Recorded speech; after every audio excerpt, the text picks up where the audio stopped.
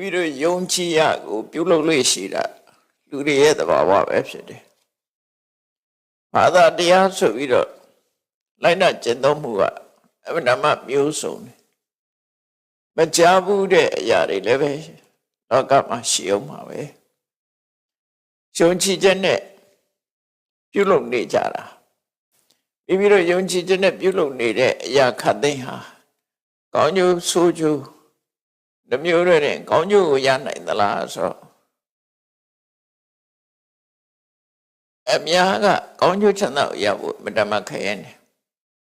လှုပ်ဆောင်မှုတွေအမျိုးမျိုးရှိတယ်ပေါ့နော်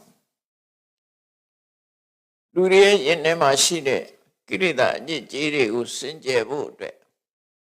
အတွေးခေါ်မျိုးမျိုးနဲ့ခန္ဓာကိုယ်ရေချိုးတန်းစင်မဲ့ဆိုရင်အဲ့ဒီမကောင်းတဲ့အကုသိုလ်တွေကတန်ရှင်းသွားစေနိုင်တယ်လွတ်မြောက်နိုင်တယ်လို့ယုံကြည်ပြီးတော့အေးပြီဆိုတဲ့ဆောင်ရသည်ကြီးမှာဒီနေ့၃ချိန်ရေချိုးတဲ့ပုဂ္ဂိုလ်လည်းရှိတယ်။သူရဲ့ယုံကြည်ချက်ကညမှာဖြစ်တဲ့အကုသိုလ်တွေကိုမနေ့ကျတော့ရေထဲမှာမျောပစ်တယ်ဆိုတဲ့အယူဆနဲ့ဥဒကသုတ်တိရှည်နဲ့တန်းစင်ဆေးကြောခြင်းအပြင်သူတဏ္ဍမှာရှိတဲ့အကုသိုလ်တွေညစ်ကြေးတွေပျောက်ကဲနေလို့ယုံကြည်တဲ့လည်းလှုပ်ဆောင်ကြခဏခေတ်ထီအောင်အဲ့ဒီယုံကြည်မှုတွေဘာသာတွေရှိနေသေးတယ်ဥရကသုတ်တိကဘာသာလို့ပြောလို့ရတယ်ရှည်နဲ့တန်းစင်ဆေးကြောတဲ့ဘာသာအဲ့လိုမျိုးလို့ပဲအချင်းမျိုးဆိုလူတွေဟာတည်ထွင်ပြီးတော့ယုံကြည်ခြင်းနဲ့လိုက်နာကျင့်သုံးနေကြတာဖြစ်တယ်ထို့သောလှုပ်ဆောင်ခြင်းဟာဘာကြောင့်လဲလို့အဖြေထုတ်မယ်ဆိုလို့ရှိရင်တော့လူတွေရဲ့တဏ္ဍမှာရှိတဲ့တကယ်အညစ်အကြေးဆိုတာဘာလဲထိုအညစ်အကြေးကိုတန့်ရှင်းအောင်ဘယ်လိုလုပ်ရမလဲ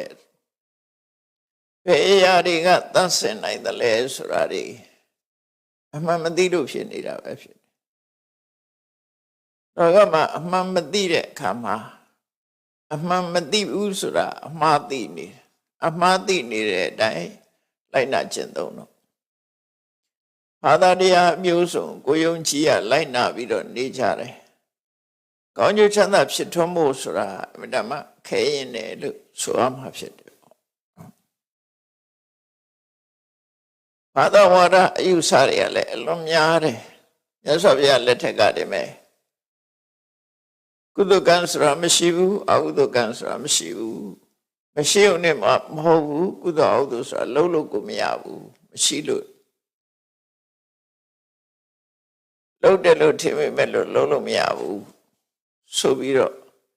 ကံတရားကိုညှင်းပယ်တဲ့ဝါဒလည်းရှိခဲ့ဘူးအကြောင်းတရားမှန်သမျှကောင်းစားခြင်းအပြစ်ဖြစ်ခြင်းလူတယောက်ဟာကောင်းကျိုးဆိုးကျိုးရခြင်းမှာဘာအကြောင်းတရားမှမရှိဘူးသူဖြစ်ခြင်းလို့ဖြစ်တာလို့ဒီလိုယူဝါဒယူတဲ့ပုဂ္ဂိုလ်လည်းရှိတယ်ဘယ်ရပဲဖြစ်ဖြစ်လက်ရှိအနေအထားတစ်ခုကုံဆုံးသွားလို့ရှိရင်နောက်ထပ်ဖြစ်ဖို့မရှိဘူးလို့ဥစ္စေတာယူဝါဒယူတာလည်းရှိတယ်အေးဘဝဆိုတာတစ်ခါပဲနောက်ထပ်မရှိဘူးနောက်တစ်ခါလောကမှာထာဝရမြဲတယ်ဆိုတာခုနှစ်မျိုးပဲရှိတယ်ကျန်တာတွေကဘယ်ရမှမမြဲဘူးတချို့မြဲတချို့မမြဲဆိုတဲ့ဧကိစ္စတတ္တဝါဒထာဝရနဲ့ထာဝရမဟုတ်တဲ့အရာလောကမှာထာဝရရှိတယ်ဆိုတာဘာတော့ပထဝီပထဝီအာဘောတိဇောဝါယောဆိုတဲ့ဓာတ်ကြီးလေးပါးထာဝရရှိတယ်ဒုက္ခဒုက္ခဆိုတဲ့ချမ်းသာဆင်းရဲဆိုတာလေထာဝရရှိတယ်စီဝဆိုတဲ့အသက်ဟာလေထာဝရရှိတယ်အဲ့ဒီခုနှစ်ခုကတွဲရင်ကျန်တာတွေကတစ်ခုမှထာဝရမဟုတ်ဘူးလို့ဒီလိုယူဆတဲ့ယူဝါဒလည်းရှိတယ်အဲ့တော့လောကမှာအယူဆတွေအမှန်တမ်းများတယ်ပေါ့အမှန်တမ်းများလို့မာရွေးနဲ့ချင်းစစ်တွေကိုကျင့်ပြီးဒုက္ခရောက်ကြ ဘုရားလောင်းသည်ပဲနေဘာသာယူဝါဒတွေနဲ့ပတ်သက်ပြီးတော့6နှစ်ပတ်လုံးလွဲမှားစွာလမ်းကြောင်းကိုလိုက်ခဲ့သေးတယ်6နှစ်တောင်ကြာအောင်ကျင့်ခဲ့တာဖြစ်တယ်အဲ့ဒါလွဲမှားပြီးတော့ကျင့်တဲ့အကျင့်ဒုက္ခရစရိယာလို့ခေါ်တယ်ခက်ခဲပင်မနဲ့အကျင့်ကိုကျင့်မှကိုလိုချင်တဲ့ပန်းနိုင်ကိုရောက်မယ်ဆိုတဲ့ရွှေကျင့်နဲ့ကျင့်သုံးခဲ့တာသို့တော့ဆင်းရဲဒုက္ခကြုံရခြင်းဒုက္ခသာလည်းဖတ်တင်ပြီးတော့ရလက်ကောင်းထွက်မလာဘူးအဲ့လိုလောကမှာဘာနဲ့ဥပမာတူတော့ဆိုရင်ကုန်းပေါ်မှာရွက်တိုက်နေတာနဲ့အလားတရတူသဲတွေကိုဆုံနေထည့်ပြီးတော့စီထွက်အောင်ကြိတ်နေတာနဲ့တူတယ်ပေါ့အကျိုးရလက်တစ်ခုမှမရှိတဲ့ဆောင်ရွက်မှုမျိုးအဲ့မျိုးတွေဖြစ်သို့တော့အသိဉာဏ်မလုံလောက်သည့်အတွက်ကြောင့်မှားရွံ့တဲ့အကျင့်ကိုအမှန်ထင်ပြီးတော့ကျင့်နေကြတာအဲ့ဒါနဲ့ပတ်သက်ပြီးတော့လူတွေလှုပ်ဆောင်နေတဲ့ကံတရားတွေမြတ်စွာဘုရားရှင်လည်းဟောကြားထားတယ်အဲ့ဒီတုတ်တန်လေးကိုဒီကနေ့နာယူမှတ်သားကြည့်အောင်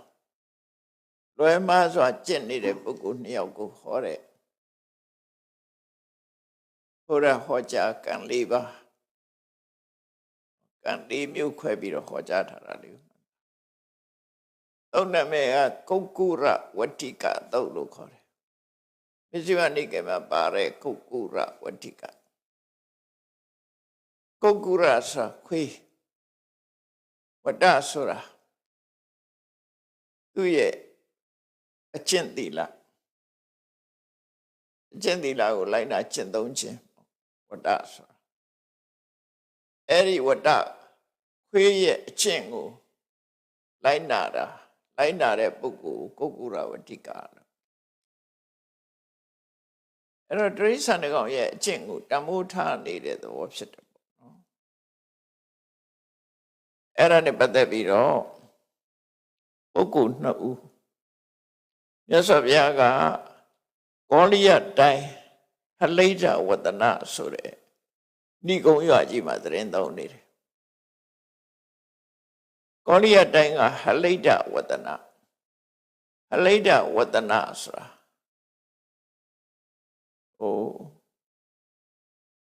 ဟလိဒဆိုတာနွင်းကိုခေါ်တာပေါ့ဟလိတိတို့ဟလိဒနွင်းအောင်ဆိုးထားတဲ့အဝတ်ကိုဟလိဒဝတ္တနနွင်းအောင်ဆိုးထားတဲ့အဝတ်အဲ့ဒါနဲ့အကြောင်းပြုပြီးတော့အဲ့ဒီဏိဂုံးရွာကြီးတီထောင်တဲ့အချိန်တုန်းကအဝါရောင်ကိုခပေးလို့ဟလိဒဝတ္တနလို့ခေါ်တဲ့သဘောချင်း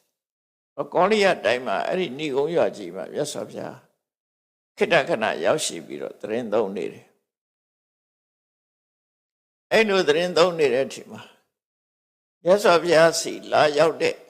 ပုဂ္ဂိုလ်တွေထဲမှာထူးခြားတဲ့ပုဂ္ဂိုလ်2ဦးဟာ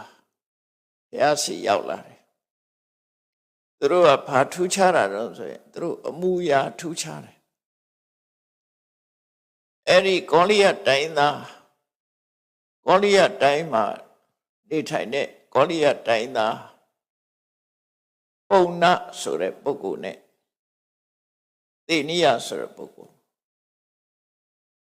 ပုံနာဆိုတဲ့ပုဂ္ဂိုလ်ကကောလိယတိုင်းသားဖြစ်ပြီးတော့သူ့ရဲ့ယုံကြည်ချက်ကဘာတော့ဆိုလို့ရှိရင်နွားအကျင့်ကိုရှုံကြည့်ပြီးတော့နွားလို့ထိုင်ခြင်းအပြင်သူဟာဒီကောင်းရသူဂရိဘုံရောက်လိမ့်မယ်နတ်ပြည်ရောက်လိမ့်မယ်ဒီအကျင့်နဲ့ကိုကြီးတဲ့နတ်ဖြစ်နိုင်တယ်လို့သူယုံကြည်ချက်ရှိတယ်ကောင်းမဲ့ထင်လို့ကျင့်တာပဲနွားလို့ကျင့်တာနဲ့ဒီအကျင့်ကြောင့်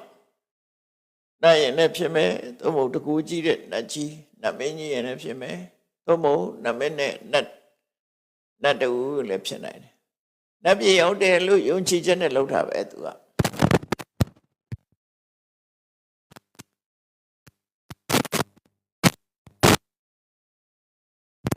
ယုံကြည်မှုကတော့တော်တော်ထူးဆန်းတဲ့အကျင့်တစ်ခုပဲเนาะသူနဲ့မိတ်ဆွေ ယောက်ကတော့အစေလကဘာသာဝင်အဝမို့တဲ့ခိုင်ပေါ့ဝလိစလစ်နေတဲ့ခိုင်ဒီကနေ့ခေတ်မှာလည်းအဲ့ဒါတွေရှိတယ်နိကက်တွေအဝမို့တဲ့လူတွေရှိတယ်သူကအဲ့ဒီလိုပဲအဝမို့တဲ့ပုဂ္ဂိုလ်သူ့နာမည်ကတော့သေနိယလို့ခေါ်တယ်သူတို့ကမိတ်ဆွေနှစ်ဦးအကျင့်ကြတော့ဘာကျင့်အောင်ဆိုရင်ခွေးအကျင့်ကိုစောင့်တည်ထားတာတစ်သလုံးခွေးလို့နေမယ်ခွေးလို့စားမယ်ခွေးလို့သွားမယ်ခွေးလို့အိပ်မယ်ခွေးအမှုရာတွေအားလုံးကိုသူကလက်ခံကျင့်သုံးတယ်သူရွယ်ချက်ကလည်းပဲခွေးလို့ကျင့်လို့ပြည့်ပြည့်စုံစုံကျင့်နိုင်လို့ရှိရင်တကိုးကြီးတဲ့နတ်ကြီးဖြစ်နိုင်တယ်အဲ့လိုလွဲမှားစွာယုံကြည်မှုတွေနဲ့သူတို့ဟာကျင့်လာနှစ်ပေါင်းများစွာကျင့်လာမြတ်စွာဘုရားစီသူတို့တန်ငယ်ချင်းနှစ်ဦးဘုရားစီရောက်လာကြတယ်ရောက်လာတဲ့အခါမှာဒီနွားကျင့်တဲ့ပုံနာကမြတ်စွာဘုရားကိုတယုတ်တသိရှိခိုးပြီးတနေရာမှာထိုင်နေတယ်